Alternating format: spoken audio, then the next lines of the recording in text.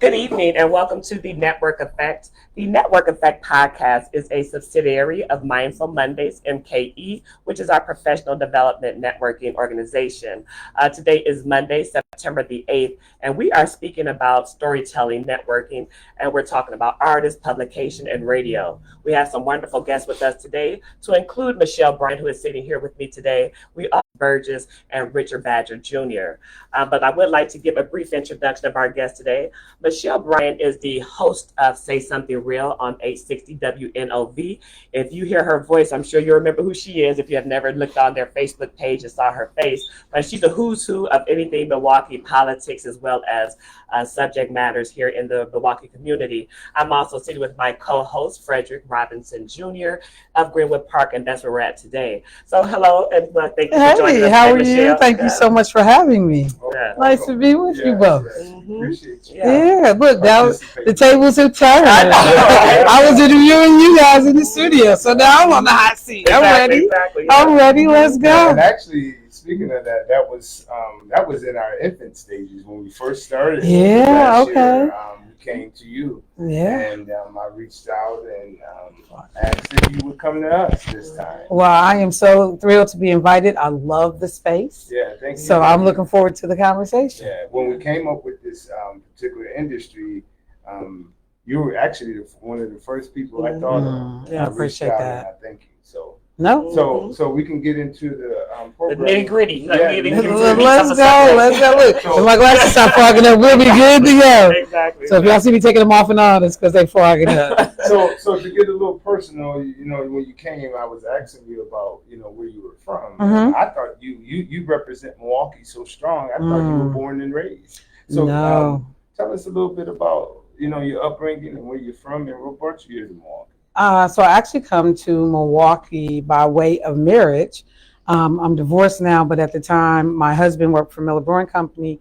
We were living in Kansas. He worked for Pizza Hut, corporate offices, and then they recruited him away, and we ended up here. But I actually I was telling you, my parents lived in New York, and my dad was in Vietnam, and my mom was pregnant. And so old school Southern parents, when it was time for her to have me, her father made her come home. And so I was born in Birmingham, Alabama. And then after a few months, then, she was able to take me back to New York. So I spent the first half of my childhood in New York. And then at some point, we returned to the South. I finished high school in the South, in Birmingham. So I always tell people I got the best of both worlds.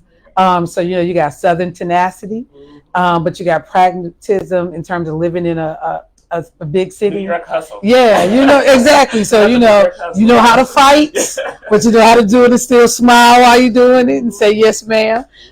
So, I love. Say sorry. Yeah. No. Okay. I'm just saying.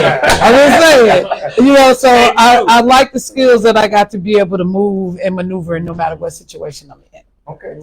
So but when I'm finishing college. My husband was 4 years ahead of me. So I finished up at UWM, degree in African American history. We're moving all over the country. I work in social work.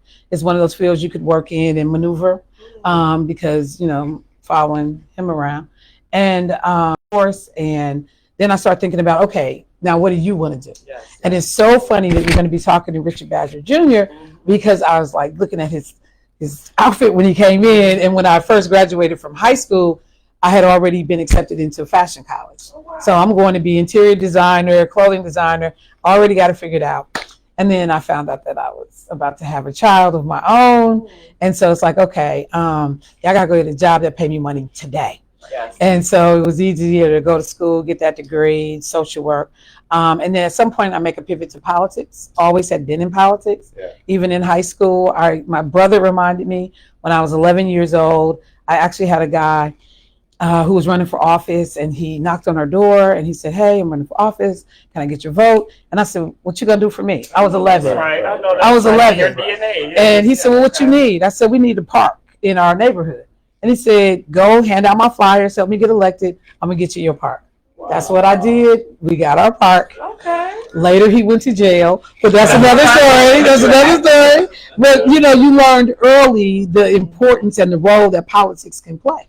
And so from there, I at UWM, one of the lifelong friends, Lena Taylor, Judge Lena Taylor. Yeah, Judge Taylor. Yeah, she was in student government. I was president of Black Student Union. We was raising hell at UWM, and we actually went through a period when we all came out of class one day, Bolton Hall, and in the hallway, there were flyers from the baseboard to the ceiling, all through the hall.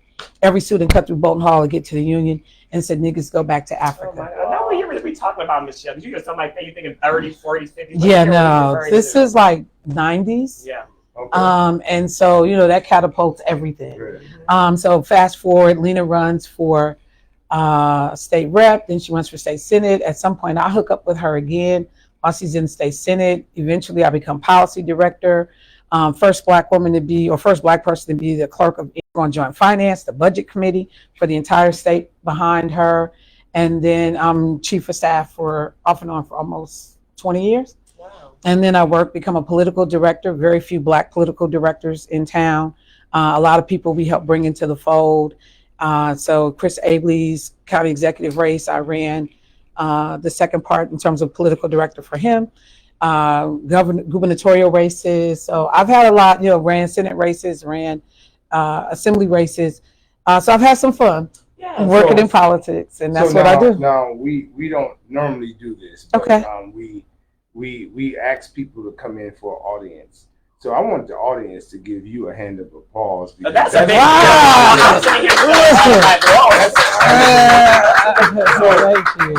So thank you for your services. So I met you years ago. I came, I think it was downtown. I came in and I bought some tickets to AfroFest. Yep, I used to be the executive director of African World Festival. Then I've always heard your name throughout the city. I didn't know exactly what you did, but then I started seeing you on TV, and I started seeing you on 860 and different things. And that's what we're here for now, to discuss that aspect of your career. Cool. So tell us about how you got it. I come to talk radio by being the person who called in. If you're talking about something and it piques my interest, I'm going to weigh in, whether you like it or not. I'm going to call. And in fact, I just acknowledged today Eric Vaughn, who was a titan in talk radio and media, Black media, media period for the state. And he passed away 9 years ago yesterday. That seemed like it was, it was crazy. It was crazy. And so I just, I was calling into his show while I'm at the office, supposed to be working, I'm weighing in. And one day he said, "Hey, come in," I came in, did a show. Then he created a weekly show for me to be a part of. And then I sub and fill in for people, and then go back to politics. And then there's an opening that comes up at the station at 860.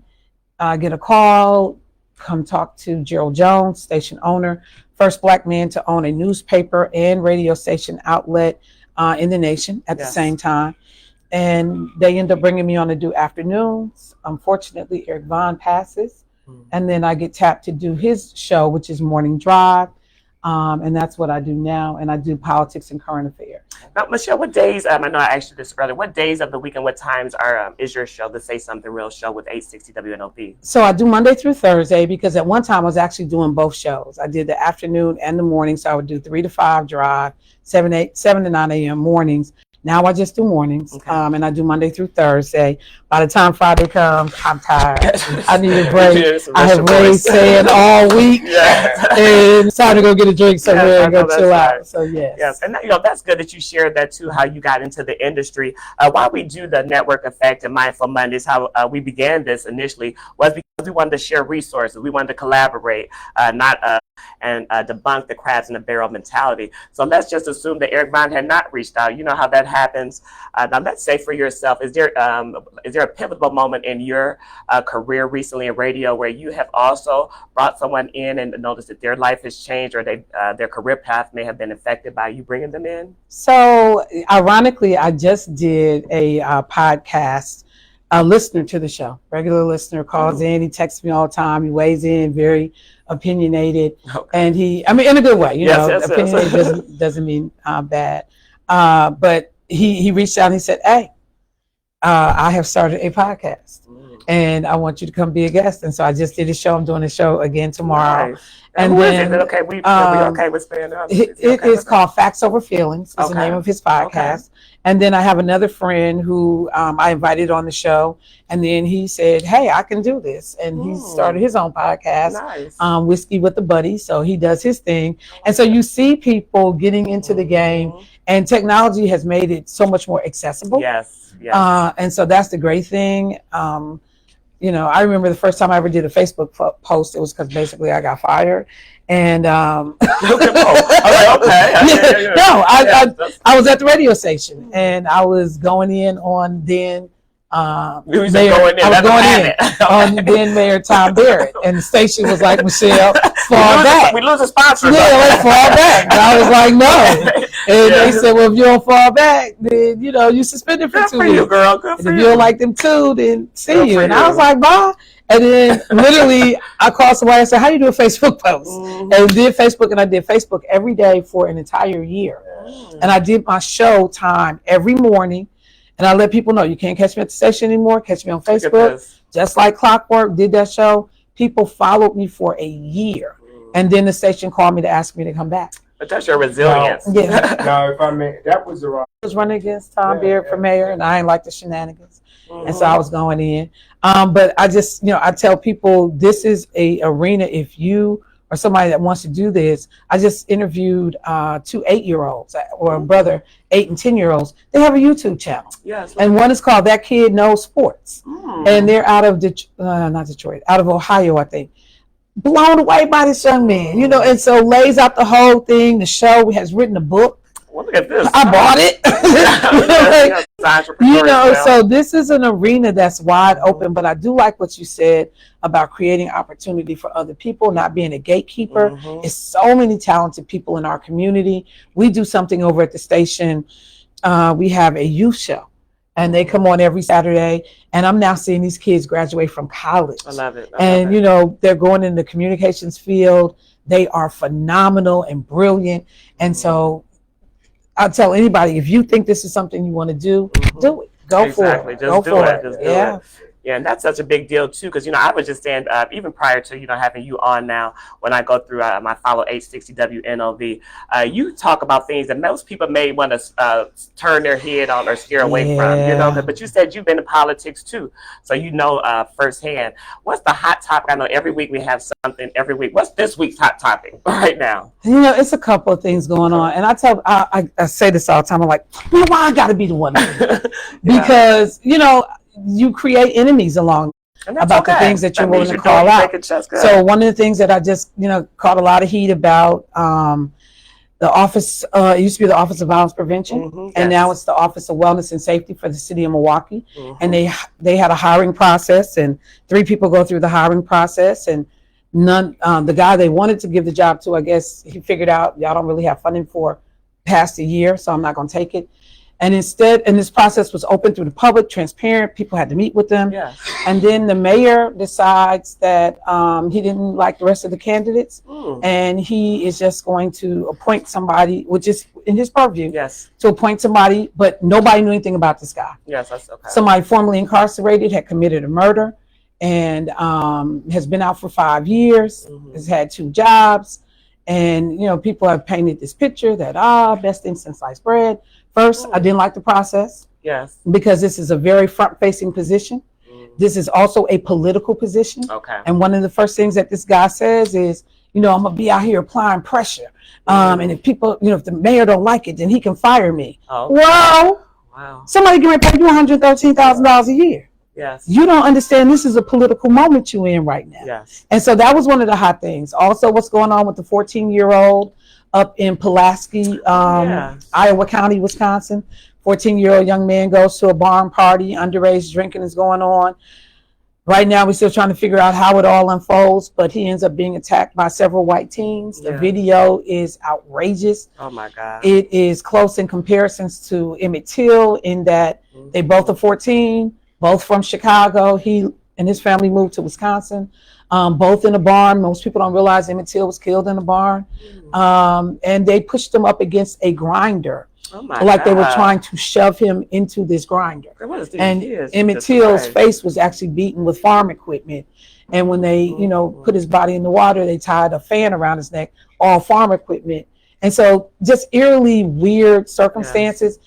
But one of the things I've been doing is like cautioning people, get all the facts first. Yes, and that's correct. Right. Not to change the subject midpoint, but when you spoke about that first, the guy that was appointed, I saw, of course, a lot of things about that. So I'm glad you clarified that, because I was wondering, are people upset because of the process of him getting the appointment, or was it because of something that he'd actually, some of his words and things of that nature? I think it was a combination. Process was first. If you introduce all three candidates to the public, and they get to weigh in and ask questions and hear them respond, and then all of a sudden you say, I don't like any of these people, I get that. And then now you the man, and so you don't have to go through any process, you don't have to do anything. That's which this is one here, we're going live, and you were speaking about you were going on a podcast, but now you're in the radio industry. So podcast is fairly new to us, within the last 10 years, would you say? Somewhere around that time frame. So tell us how the difference is, because you're in radio, we hear radio all the time, but now everything is podcast. So what, your opinion, what do you prefer? And tell us how the future is gonna, what the future holds for radio, for podcasting as well. Great question. Well, I'll tell you, so depending on how you do your podcast, whether you go live and actually hit that button, go live, so the ability to edit goes away. So some folks, they tape ahead of time, then they can edit and clean it up, make it look pretty. On radio, whatever you do is out there. Hot mic. You messed up, you misstate, you curse, whatever you do, it is there. Now, I wish I was so serious. Let me be clear. I have a party. But, so that's the one thing about, is that it's in the real time and real moment. I like their interaction with people in terms of radio.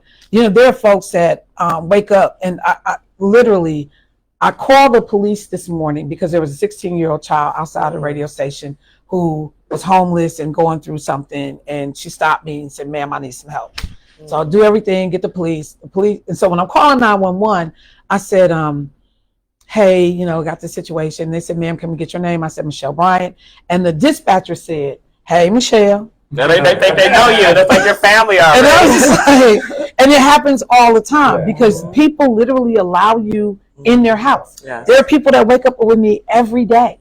And so you realize the immense responsibility. Yes. But the thing is that radio is in trouble. Yes. Because there's so many places to go. You can get your information. There are some people, they only get their news from their cell phone first thing in the morning. Yes. You can listen to a million podcasts.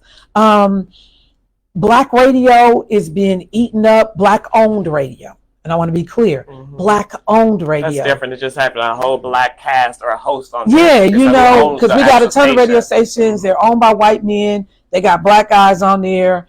They Black leaning, but then you start paying attention to stuff. You're like, I see you.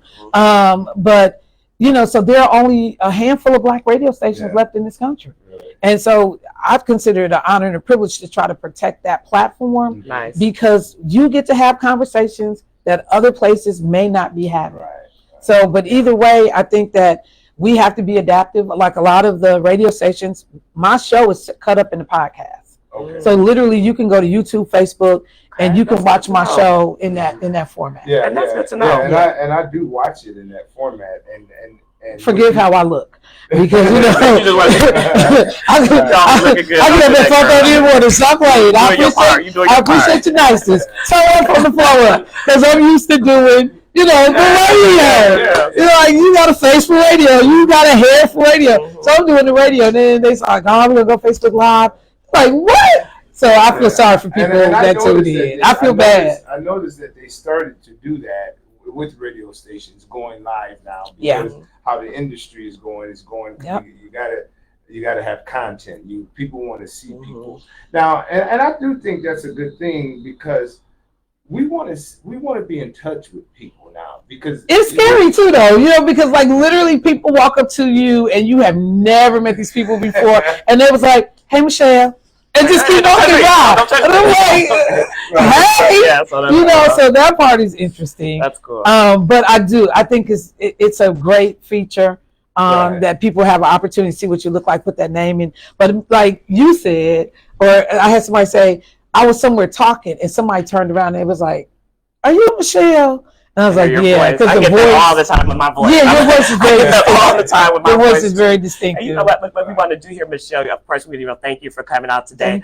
What if someone wants to contact you about being a featured speaker for one of their events, or do you do mentoring, things of that nature? Like what services away from 860 WNOV, just directly with Michelle Bryant, that you offer that if someone wanted to contact you, they could give you a call? No problem. So I do have a consulting business. In fact, in other iterations of my career, I'm an executive coach. I talk to people, life coaches, and not like the made up kind, but like actually got certifications. The real thing, okay. Yeah. People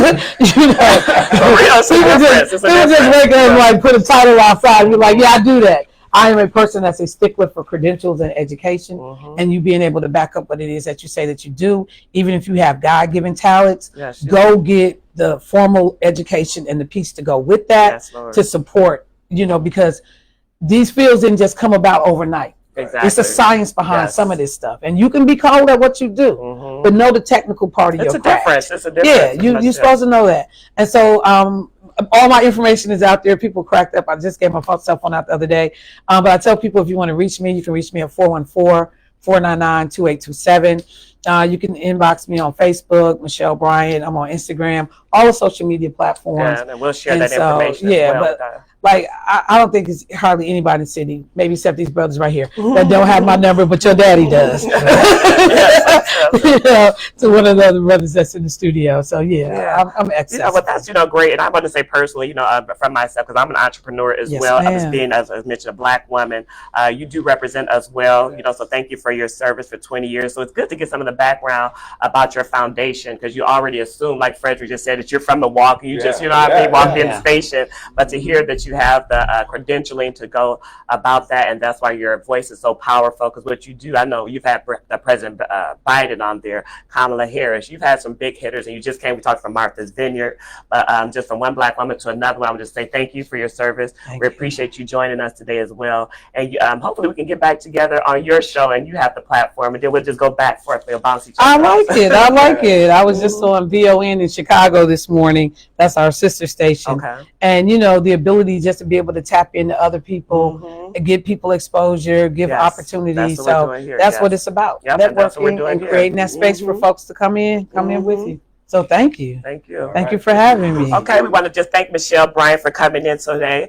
We're going to have this also on our YouTube channel, so be sure to like and subscribe to our Mindful Mondays MKE YouTube channel. We're coming back with Richard Badger Jr., one of our local artists here. You've heard us mention his name and his dad's name several times. And then after that, we're also going to talk to another guest speaker today, which is a good friend of mine, Charles Burgess. He has so much talent to share too. He's an author, as well as an actor, as well as a screenwriter, as well as an entrepreneur, all of those good things. So stay tuned to Mindful Mondays MKE, the Network Effect podcast. We'll see you soon. Yes. All right.